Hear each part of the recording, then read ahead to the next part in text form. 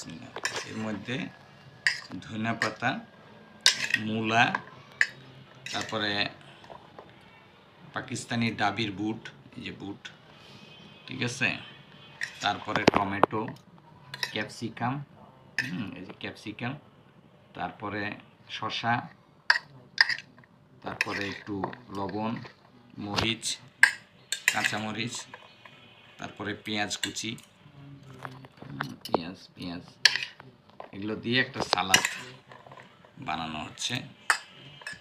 এই সালাদটা হেলদি সালাদ, আপনারা চাইলে বানিয়ে খেতে পারেন।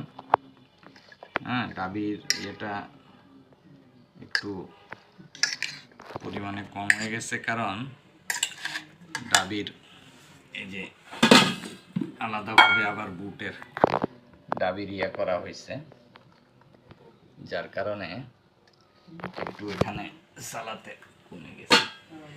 তারপর এখান থেকে একটু দাঁড়ান দিয়ে যেতে পারে সিদ্ধগুলো।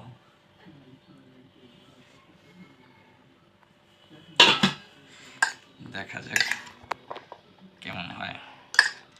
এটাকে হাই প্রোটিন সালাদও বলে। পেঁয়াজ, কাঁচামরিচ, শসা, তারপরে ক্যাপসিকাম, তারপরে আপনার গাজর আছে, মূলা আছে, মূলা কেটে দেওয়া হয়েছে, মূলা এর মধ্যে কুচি কুচি করে এই যে মূলা দেওয়া হয়েছে, মূলা, পেঁয়াজ দেওয়া হয়েছে। আলাদা একটা ফ্লেভার আসবে ইনশাল্লাহ, আশা করি। একটু লবণ হয়েছে কিনা হালকা টেস্ট করে দেখতে পারি। বিসমিল্লাহির রহমানির রহিম। মাশাআল্লাহ, অনেক টেস্টি। ক্যাপসিকাম আছে, ছোট ছোট করে ক্যাপসিকাম দেওয়া হয়েছে, তারপরে শসা দেওয়া হয়েছে। মাশাআল্লাহ। এটা হলো মূলা।